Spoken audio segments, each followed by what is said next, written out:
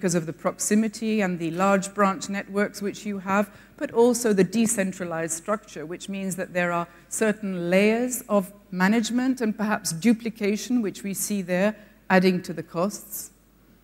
Traditionally narrow product range, no big deal. I mean, in today's world, you would probably argue that it's better to do something well and offer a limited range than try to do everything. However, I think particularly in the build-up to the financial crisis, some poor strategic management strategic decisions undertaken by some of the cooperative groups, branching into areas which were perhaps unfamiliar, high risk. And we see here perhaps sometimes the central bodies themselves, which are the saviors, the safeguarding, the protection net for the solvency and the liquidity of the whole group, having exposed the cooperative banking groups to some areas which were excessively high risk. We also note that the regulators find it difficult to look at cooperative groups, and we have a lot of, not complaints, just a lot of discussion about the cumbersome nature of regulation for the cooperative and some sort of push sometimes to simplify the structures, and some governance problems. I know you're going to have a session on governance later on, but just for Fitch, just to remember, governance is important throughout all our issuers, not just financial institutions, perhaps more so in financial institutions than ever before, because we all know financial institutions are special. They look after people's money and they're essential for running an economy. But we've seen governance abuse examples and strengths across the whole range of issuers, not just limited to the financial sector. And just important to remember that for Fitch, good governance is never a positive rating driver. You will never have a benefit to the ratings by having good governance. But weak governance can be very much of a ratings negative. And that's when you can see the cliff, just the absolute collapse sometimes of a rating when we have seen some sort of governance issues. I think the governance issues within the cooperative banking group have not been outstanding. There's no pointer to say there's more concentration of problems or good governance within the cooperative sector, but nevertheless, there have been some examples of abuse. Particularly, we find particularly sometimes the lack of independence of board members a bit of a problem, and sometimes we see perhaps an excessive concentration of power within certain members in the central bodies who tend, well, there is a potential for domination, we think. So just in conclusion, yes, cooperative groups are special for Fitch. Yes, we have our own criteria. Within our own criteria, there's certain things that the cooperative banks have to meet to satisfy us, that we can rate you in accordance with this level. But on the other hand, the co-ops are not that special. And within the whole framework of financial institutions, there are still the normal drivers that we look at to achieve any rating, which would be the normal capital adequacy, liquidity, asset quality, performance, the normal sort of criteria that we apply indeed to any single financial institution. So that's all I've prepared for you today, and thank you very much for listening. Madame Janine Do, merci beaucoup, chère madame. Thank you so much. Please, can you stay with us? Yes, of course. Please, if there are any questions. Nos chers témoins seront présents ici parmi vous, et donc si vous avez des questions à leur poser ou des précisions à demander, ils seront invités à participer également au débat. Je souhaite inviter à présent Monsieur Guy Cadem, gouverneur, honorary governor de la Banque centrale de Belgique. Il a été vice-président de la Banque européenne, et je vous demande, mesdames et messieurs, de bien vouloir l'accueillir avec moi.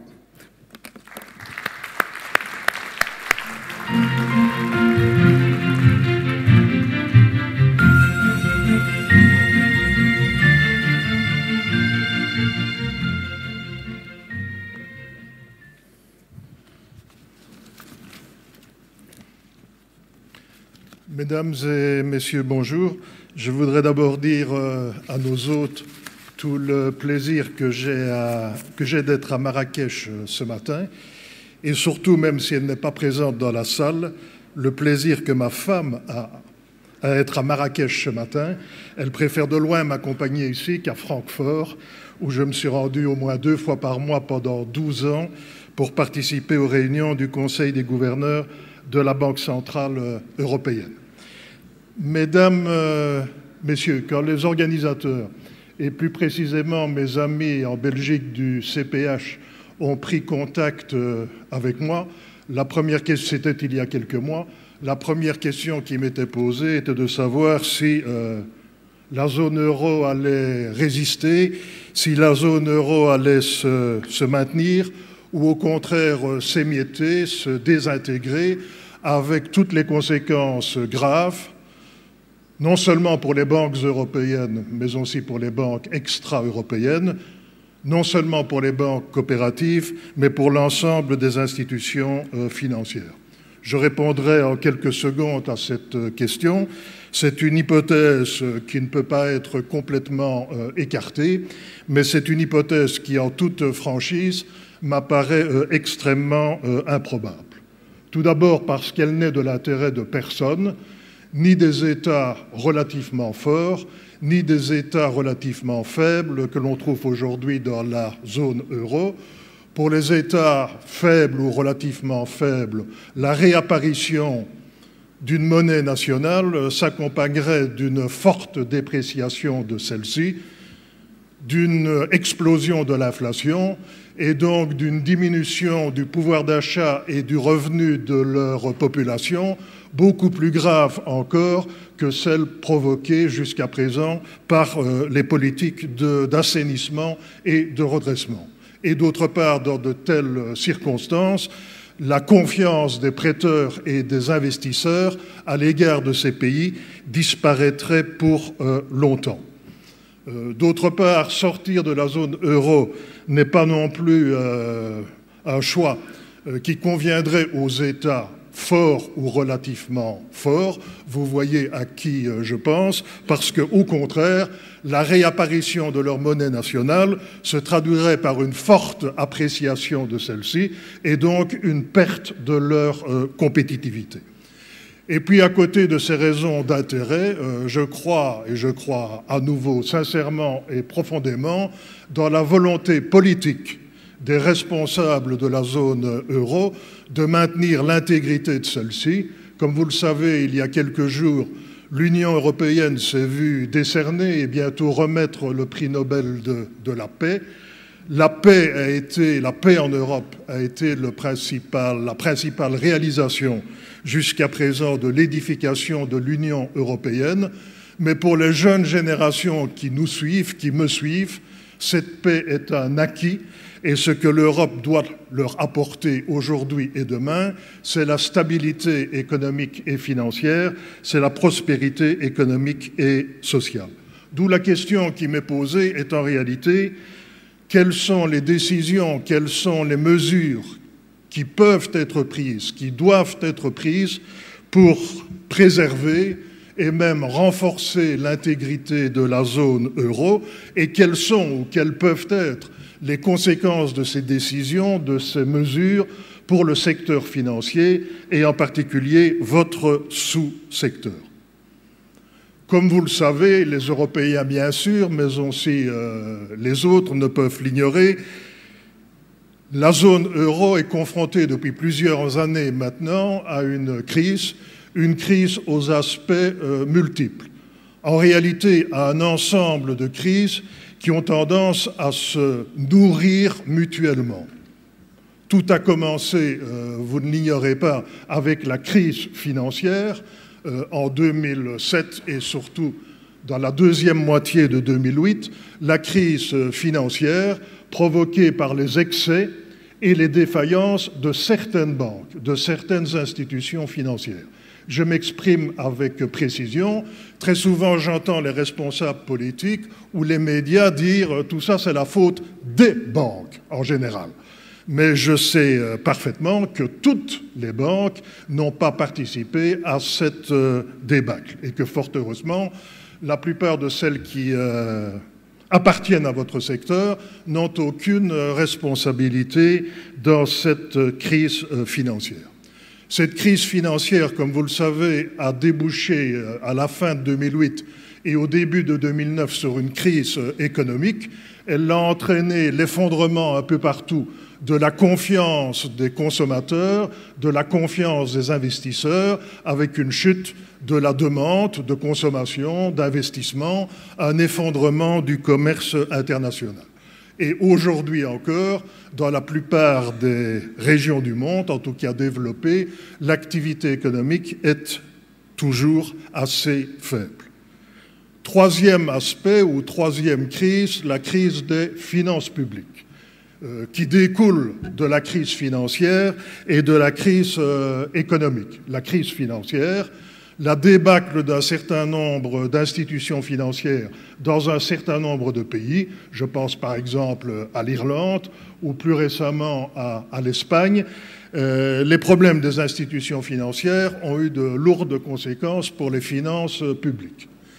Et puis à peu près dans tous les pays, de façon variable d'un pays à l'autre, pour éviter la répétition du scénario des années 30, une crise financière donnant lieu à une longue dépression économique, dans la plupart des pays, les gouvernements ont essayé de limiter la crise économique avec ses conséquences sur l'activité et sur l'emploi en acceptant des déficits plus ou moins importants de leurs finances publiques, c'est-à-dire un accroissement de la dette publique. Mais comme vous le savez, j'en suis sûr, l'effet des déficits budgétaires est double.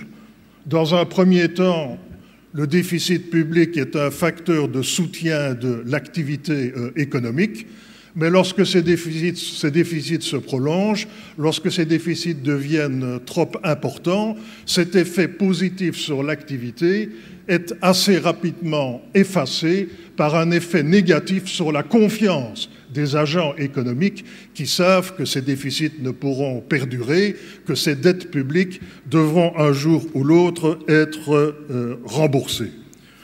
En réalité, les trois crises économiques, les trois aspects de la crise dont je viens de rapidement parler, ne sont pas propres à la zone euro.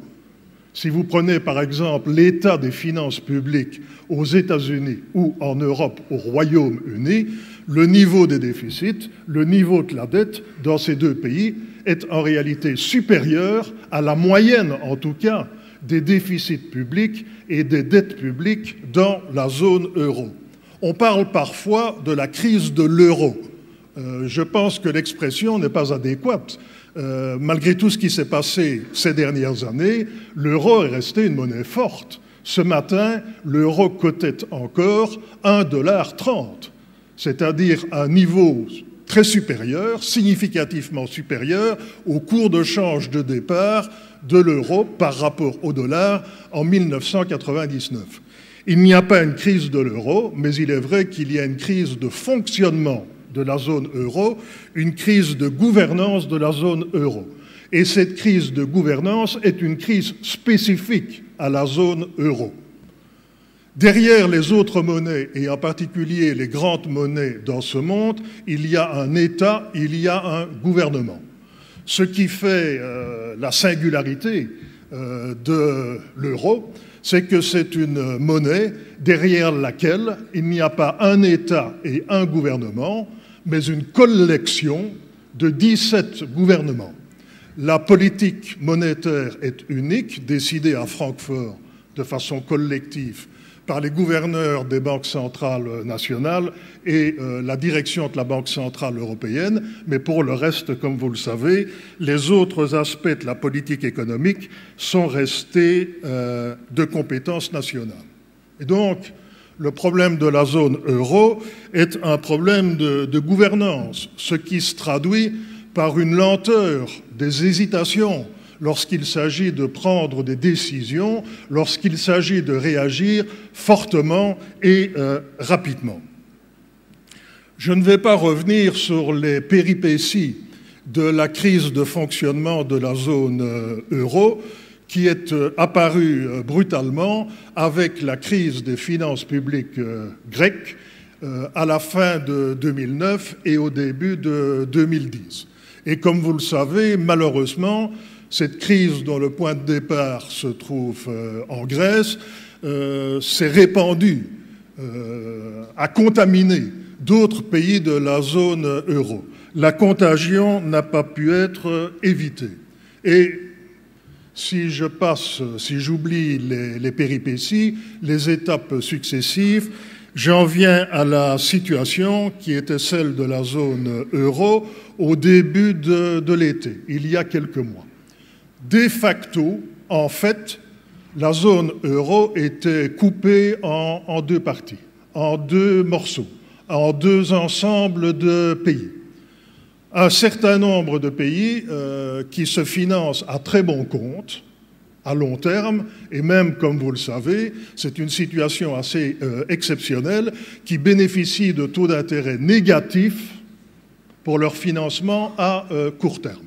C'est le cas principalement de l'Allemagne, qui, comme toujours, bénéficie des taux d'intérêt les plus faibles, mais c'est le cas d'un certain nombre d'autres pays, les Pays-Bas, la Finlande, et même, et je m'en réjouis, des pays comme la France et la Belgique.